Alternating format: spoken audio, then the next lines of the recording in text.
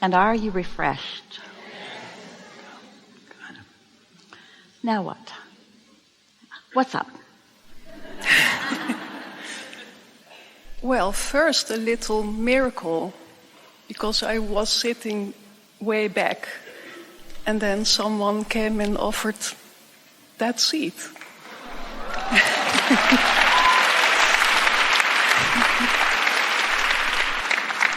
We're going to have to teach a different seminar. It goes like this. There are miracles that are happening around and has nothing to do with you. It's just random things just happen. We're just kidding, of course. So what is a miracle? A miracle is, I finally let it in. No. I have a question about... Get in there. Yeah. A little background.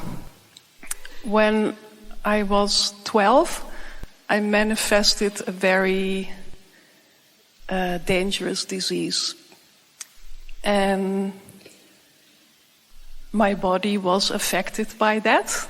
So I'm living with the consequences. And the residual. Yeah, what I'm not clear about, because now since 8 months it really deteriorated. So I'm really having difficulties.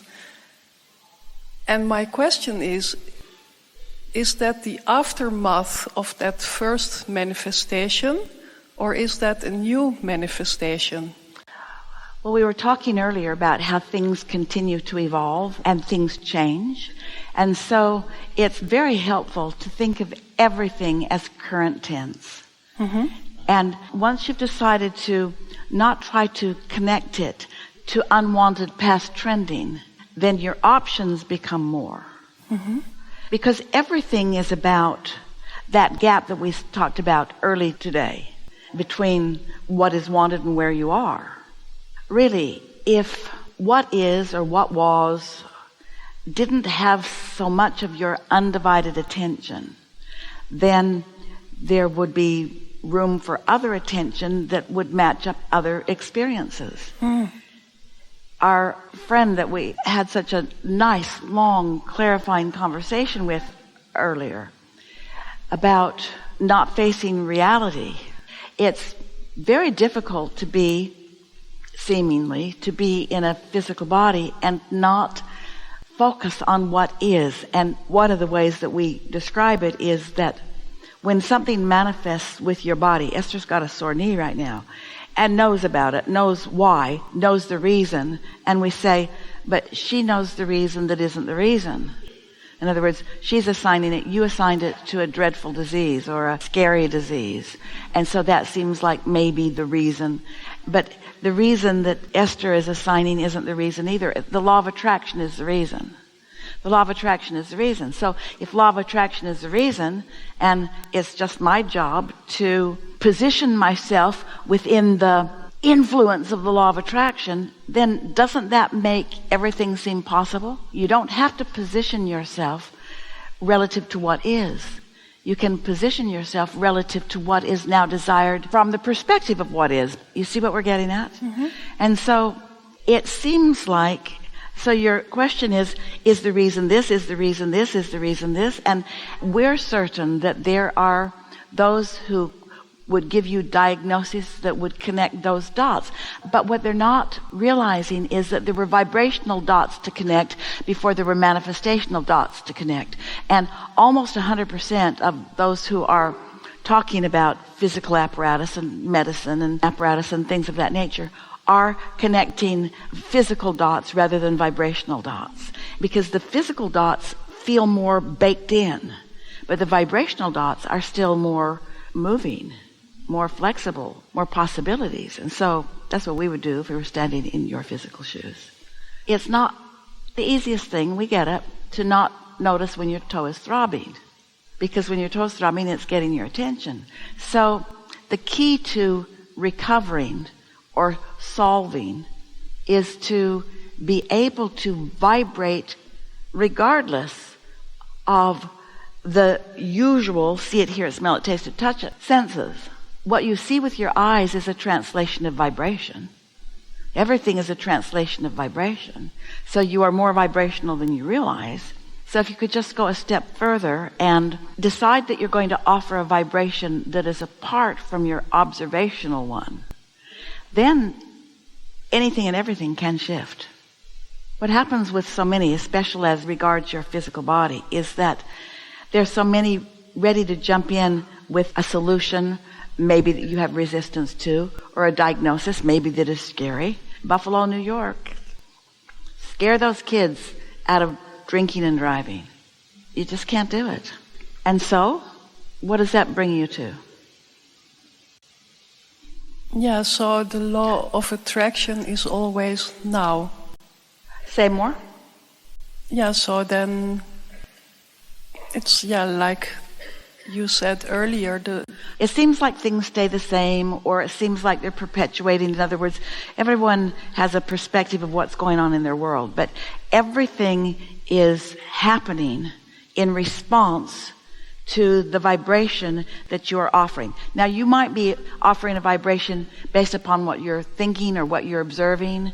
You might be offering a vibration because of past or because of something you're seeing now. All of that moves around a lot, but you are offering a vibration. And we're asking you and Esther and everyone to offer your vibration deliberately. And if you could stop trying to solve problems, the thing about healing from something or solving a problem is that you're focused upon the very thing that you want to stop vibrating on. So I'll give my undivided attention, and therefore I will keep perpetuating this thing that I no longer want.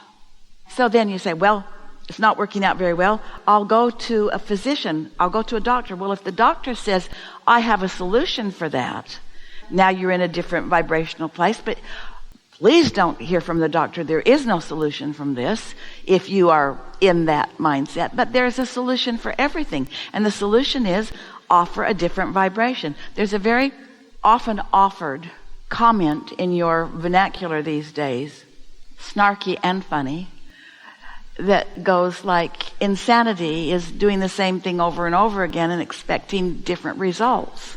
Well, let's just say that here about point of attraction. Looking at what is and asking for something different, it's not going to happen.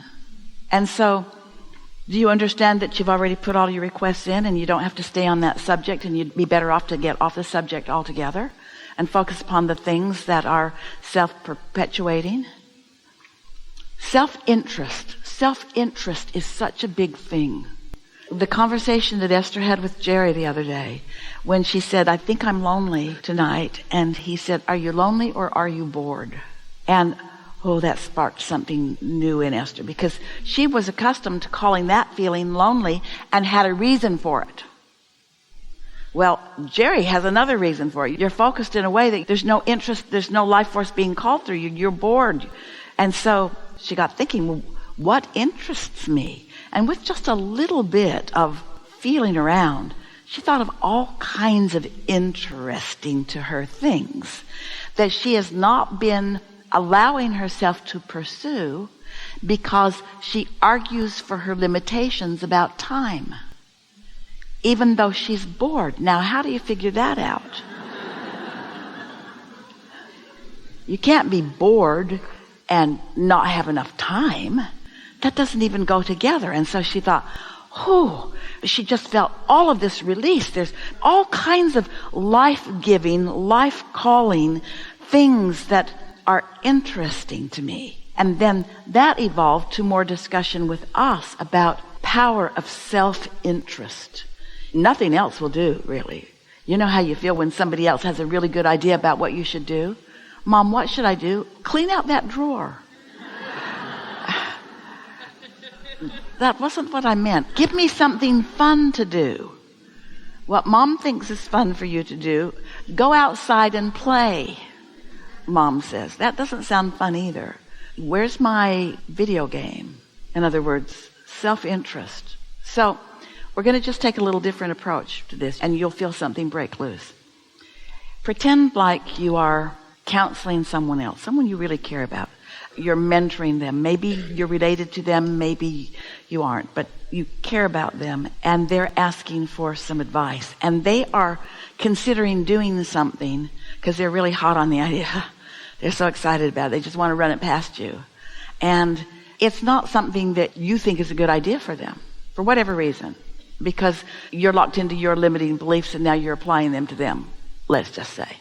So you think about counseling them, but before you do, you say, Abraham, what do you think? How should I approach this?